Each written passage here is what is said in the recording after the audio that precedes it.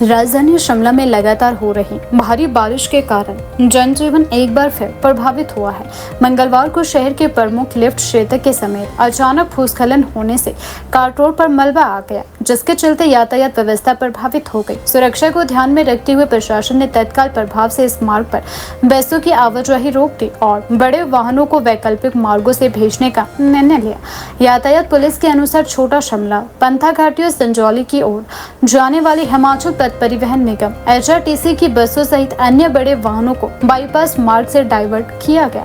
इस व्यवस्था का उद्देश्य शहर में यातायात को सुचारू बनाए रखना और यात्रियों को किसी भी प्रकार की संभावित दुर्घटना से सुरक्षित रखना है। वहीं छोटे वाहनों को फिलहाल कार्ट रोड से सावधानी पूर्वक गुजरने की अनुमति दी गई है। हालांकि प्रशासन ने वाहन चालकों से अतिरिक्त सतर्कता बरतने की भी अपील की है। भूस्खलन की सूचना मिलते ही जिला प्रशासन, लोक निर्माण विभाग, PWD तथा नगर निगम और पुलिस की टीम मौके पर पहुंची। मशीनों और कर्मचारियों की मदद से सड़क पर गिरे मलबे और पत्थरों को हटाने का कार्य युद्ध स्तर पर शुरू कर दिया गया है। अधिकारियों का कहना है कि सड़क की पूरी तरह जांच करने के बाद ही सामान्य यातायात बहाल किया जाएगा, ताकि किसी भी प्रकार का जोखिम न रहे। लगातार हो रही बारिश के कारण पहाड़ी क्षेत्रों में भूस्खलन की घटनाओं का खतरा बढ़ गया है। शिमला के कई संवेदनशील इलाकों में प्रशासन पहले से ही निगरानी बनाए हुए है और स्थिति पर लगातार नजर भी रखी जा रही है। मौसम की प्रतिकूल परिस्थितियों को देखते हुए संबंधित विभागों को अलर्ट मोड पर रखा गया है, ताकि किसी भी आपात स्थिति में तुरंत राहत एवं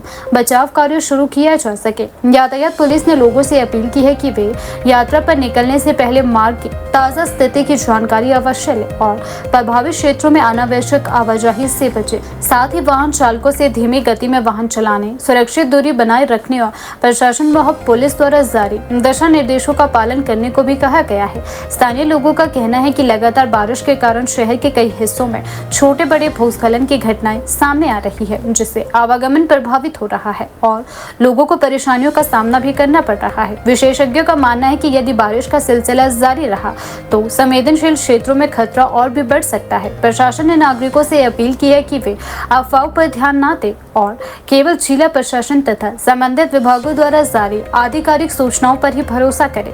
साथ ही संवेदनशील इलाकों में रहने वाले लोगों को सतर्क रहने और किसी भी आपात स्थिति की सूचना तुरंत प्रशासन या आपदा प्रबंधन विभाग को देने की सलाह भी दी गई है।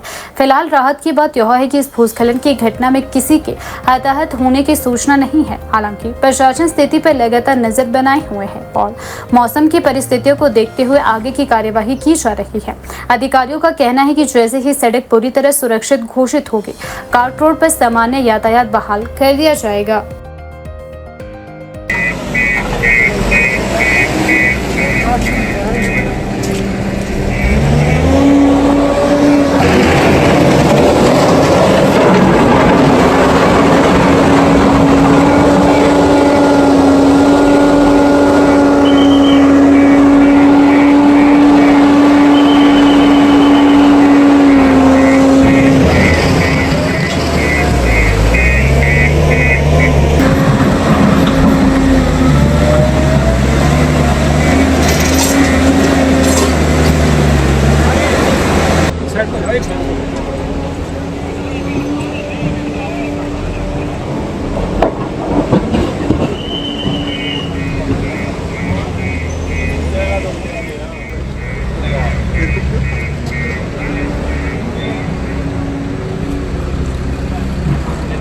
मैं तो ये कहना चाहता हूँ, सरकार से ये गुजारिश है, जब भी सरकार कोई काम करना चाहती है बरसातों में ये सारे काम होते हैं, आगे पीछे कोई काम नहीं होता है।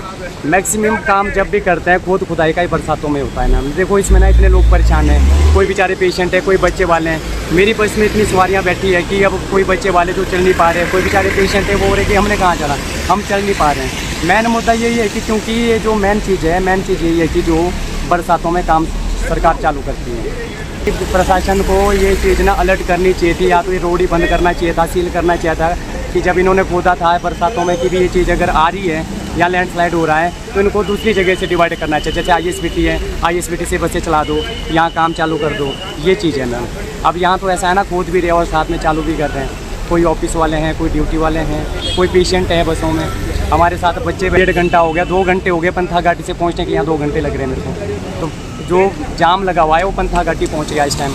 शिव मंदिर से मैं जाम में फंसा हूँ खुद। जब मैं अपन था गाड़ी से 10 बजे का चलाऊँ तो टाइम आप खुद देख सकते हैं टाइम क्या हो गया है। ये चीज़ है मैम।